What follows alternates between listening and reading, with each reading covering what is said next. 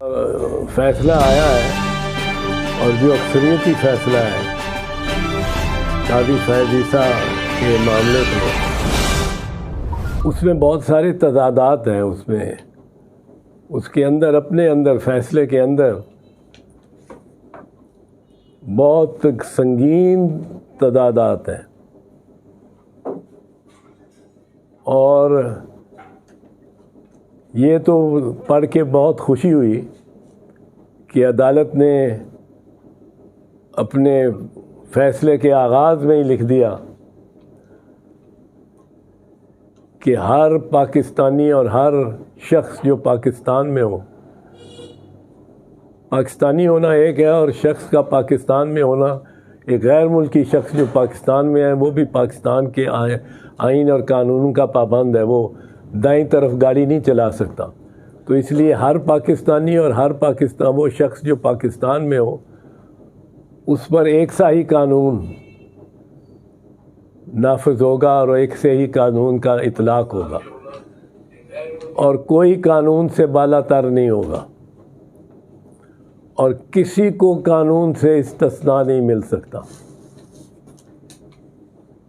ये तो बड़ी एक हौसलामंद बात थी जो इन्होंने की, लेकिन यही अक्सरियत आगे जाके कहती है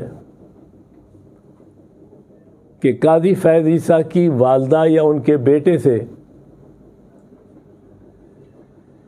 हिसाब नहीं मांगा जा सकता असासों का, उनका एहतसाब नहीं किया जा सकता। इससे दुख हुआ क्योंकि मैंने भी आखिरकार 55 साल इस दश्त की पैमाई में गुजारे हैं, कानून की थोड़ा सा नाम और इज़्ज़त कमाई है। मैं ये नहीं चाहता कि मेरे बच्चों से हिसाब ना लिया जाए, मेरी बीवी से हिसाब ना लिया जाए, बिल्कुल लिया जाए और वो देते हैं हर साल। और हमें पेप पॉलिटिकली एक्सपोज पर्सन रख के हमारा कड़ा एहतसाब होता है। 40 साल से मैं इनकम टैक्स दे रहा हूँ, 40 साल 1971 से आज तक को 50 साल तकरीबन हो गया इनकम टैक्स दिए आ रहा हूँ और हिसाब और गोशवारा सारे का सारा दिखाता हूँ। क्या मैं किसी सुप्रीम कोर्ट के जज से कम हूँ इसलिए कि मैंने हलफ नहीं लिया सुप्रीम कोर्ट का? क्या मेरे बच्चे कम हैं? आप तो कहते हैं, खुद कहते हैं कि कानून का इतलाक़ सब पे बराबर होना चाहिए, वो कोई गवर्नर हो, प्रेसिडेंट हो, प्राइम मिनिस्टर हो, जो कुछ भी MP हो, MNA हो, बस जज की बीवी के असासों को नहीं, आप उनकी पूछगछ नहीं कर सकते। यानी जज को एक इस्तिस्ना दे दिया गया जो मुझे अवेलेबल नहीं है, मुझे मुयस्सर नहीं है। जज को एक पोटेंशियल जुर्म, ये नहीं मैं कहता हूँ कि सारे जजेस जैसे करते हैं, लेकिन अब उनको मौका है कि वो अपनी, अगर कोई जज गलत कमाई करता हो, रिश्वत लेता हो, वो बीवी के नाम डालता जाए, वो बेटे के नाम डालता जाए। हमारे बच्चों और बीवियों के का तो एहतसाब होता है, हमें तो अकाउंट करना पड़ता है, उसका हिसाब देना पड़ता है कि बेटे के पास कितनी जायदाद है, बेटी के पास कितनी रकम है। तो मुझे तो इससे बड़ी आज ज़रा डिसअपॉइंटमेंट हुई है। ये इम्तियाज़ी सलूक है और इम्तियाज़ी सलूक आइन के तहत इस मुमकिन नहीं है। ये आइन का आर्टिकल 4 भी कहता है और आइन का आर्टिकल 25 भी कहता है, नो डिस्क्रिमिनेशन। पर ये तो डिस्क्रिमिनेशन है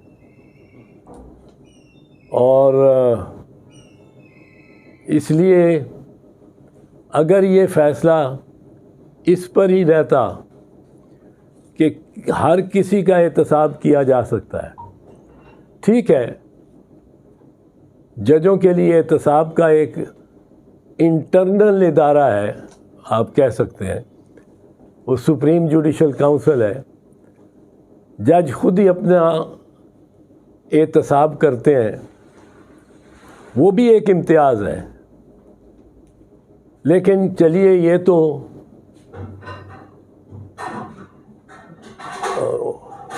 काबिल बर्दाश्त आप समझ लें है, इसके तो कोई जवाज़ शायद हो सकता है कि एहतसाब का कानून तो है उनके लिए, लेकिन ये कह देना कि वो अब उनसे पूछा ही नहीं जा सकता कि आपने ये असासा कहाँ से बनाया, आपने ये जायदाद कहाँ से किन वसाइल से ली, ये आइन के ख़िलाफ़ है।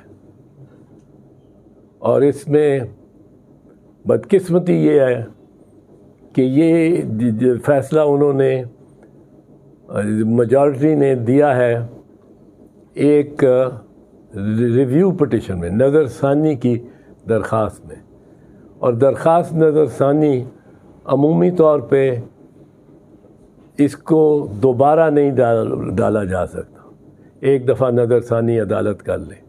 हालांकि उसमें भी जिसमें चाहें तो क्यूरेटिव जुरिस्डिक्शन के तौर पे, यानी किसी फ़ैसले में कोई सुकम रह गया है तो उसको ठीक करने, क्यूरेटिव जुरिस्डिक्शन में इसको फिर भी अगर जजेस चाहें तो उसमें एंटरटेन करने की, उसको सुनने की, उसको समाअत के लिए काबिल और मंजूर करने की सलाहियत रखते हैं। इस फ़ैसले को मैं समझता हूँ कि उनको फ़ौरन रिव्यू करना चाहिए और ऐसा कानून ही अपनाना चाहिए जिसमें किसी को जिसको में किसी से किसी दूसरे की बाबत की निस्बत कोई इम्तियाज़ ना हो। मैं भी एक शहरी हूँ, मैं भी एक एडवोकेट भी हूँ, मैं एक सीनियर एडवोकेट भी हूँ। मेरी बीवी जितनी तनख्वाह लेती थी, जितनी उसकी आमदन थी और है, उसका हर एक का को 20-30 साल से हिसाब दे रही है। तो ये सवाल पूछना मिसेस सरीना ईसा से कानून के मजाज इदारे को के लिए वाजिब है और उसका ये इस्तेहकाक है कि ये पूछे।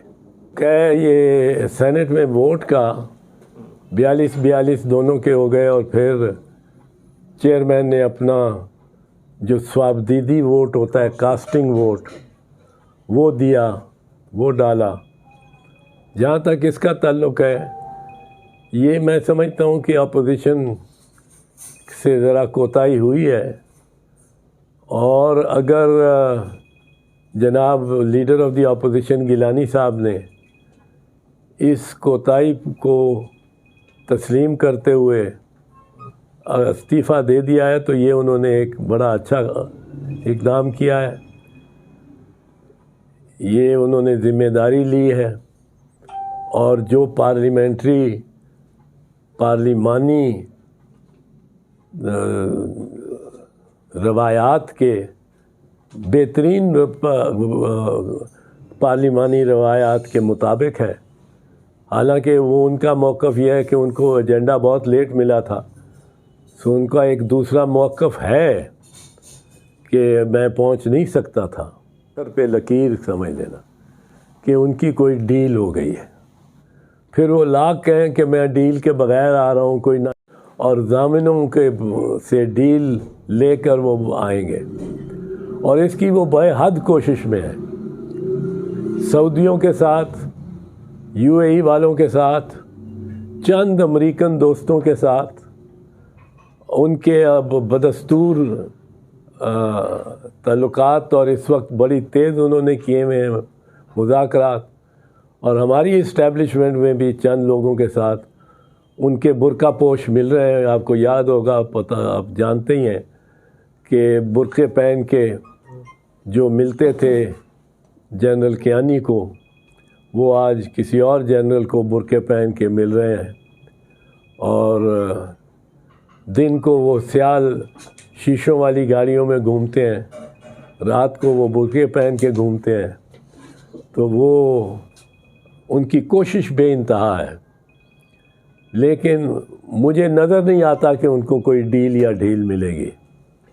उन्होंने पूछा जाएगा शहबाज शरीफ ने कि तू ये गारंटी दी है कि भाई तू काबू आ, या शहबाज शरीफ को पूछना बेसूद है, क्योंकि चाहे उसने 50 रुपए की गारंटी दी हुई है, ना उस 50 रुपए की कोई वक़्त है, ना उस 50 रुपए की स्टाम्प की कोई वक़्त है, ना उस दस्तखत की वक़्त है।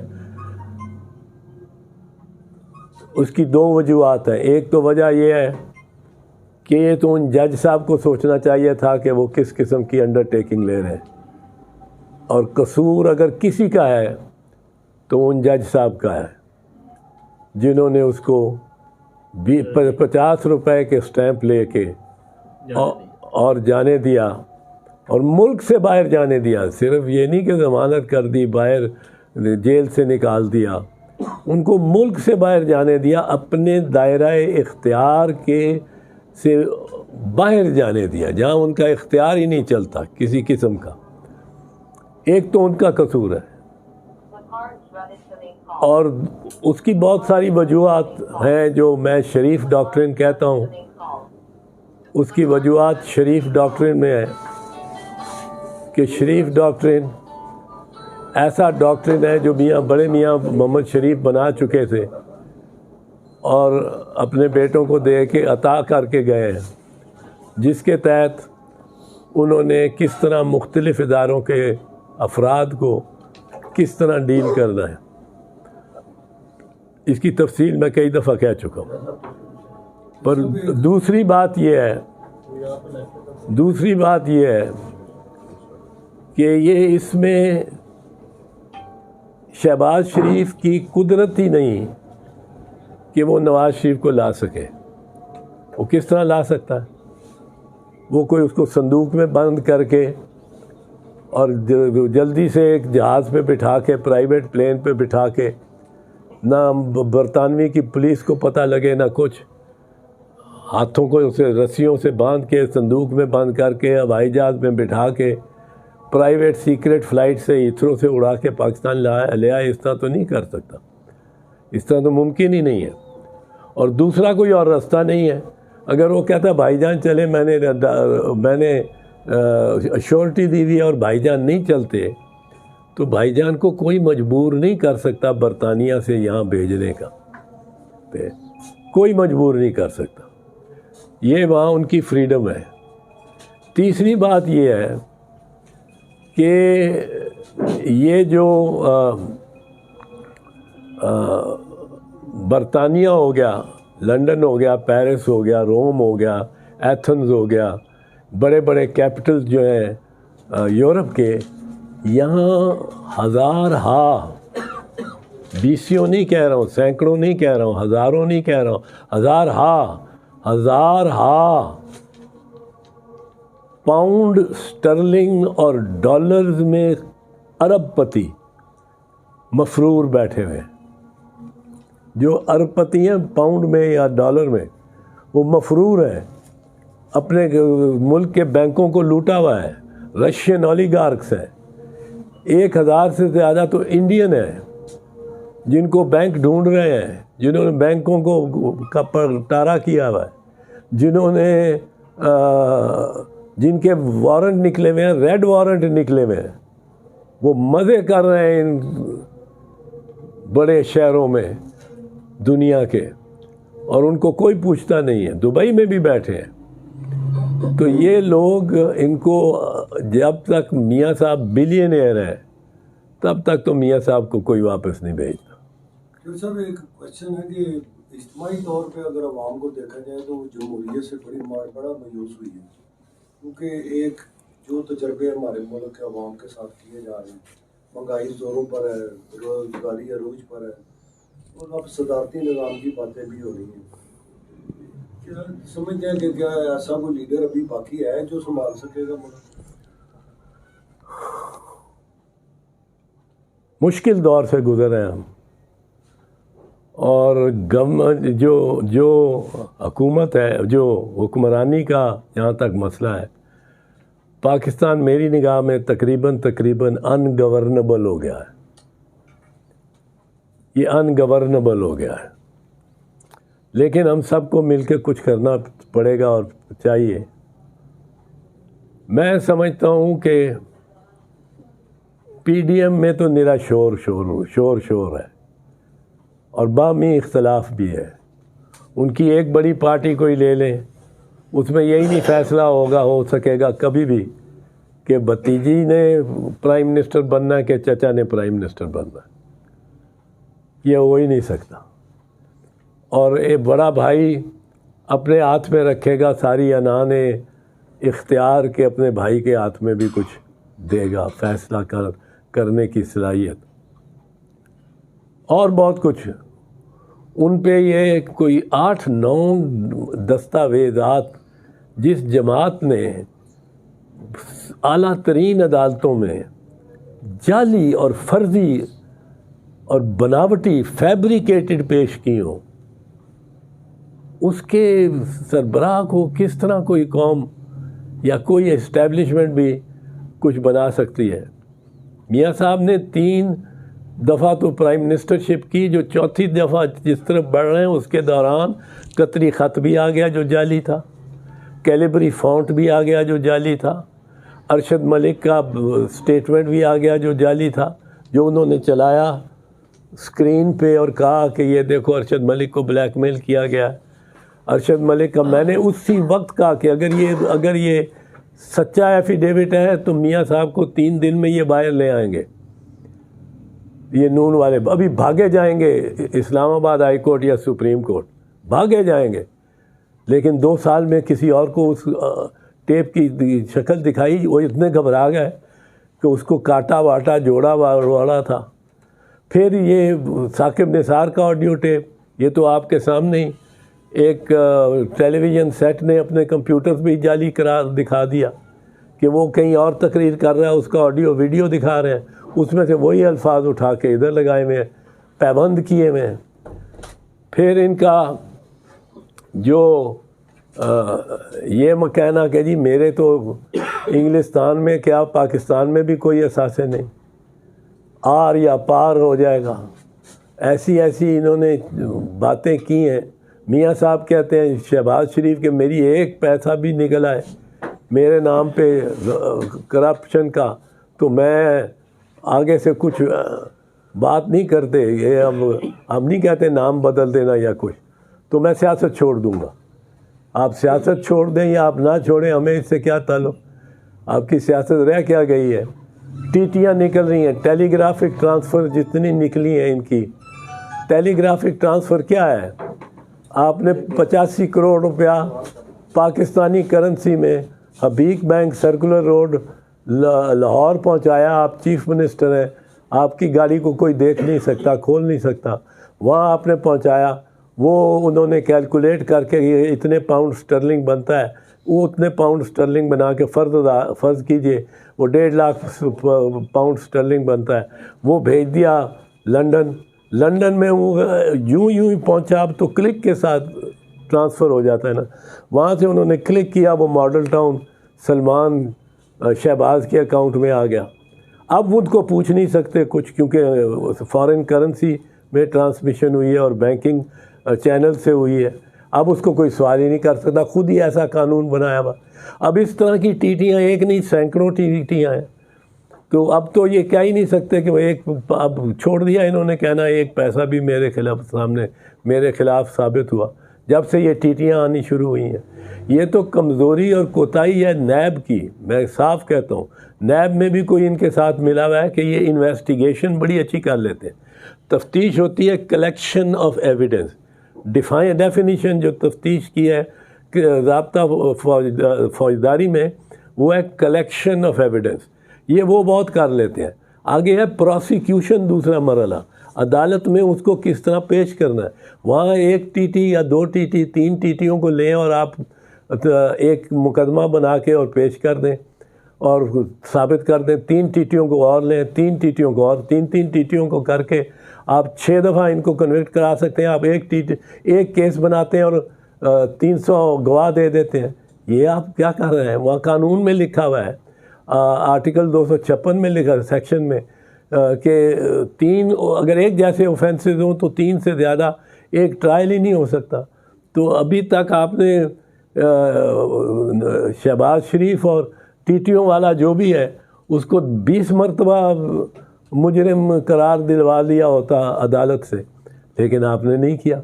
ये नैब भी इनसे मिली हुई है और नैब में जो चेयरमैन हैं वो तो जज ही रहे हैं, और जजों के बारे में मैं बता चुका हूँ ये किस तरह हैंडल करते हैं।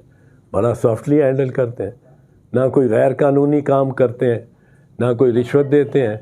लेकिन जब वो रिटायर हो जाता है उसको सेनेट में ले जाते हैं, उसको सदर बना देते हैं, उसको पीसीबी का चेयरमैन बना देते हैं, किसी को गवर्नर सिंध बना देते हैं, किसी को रेक्टर इस्लामिक यूनिवर्सिटी का बना देते हैं।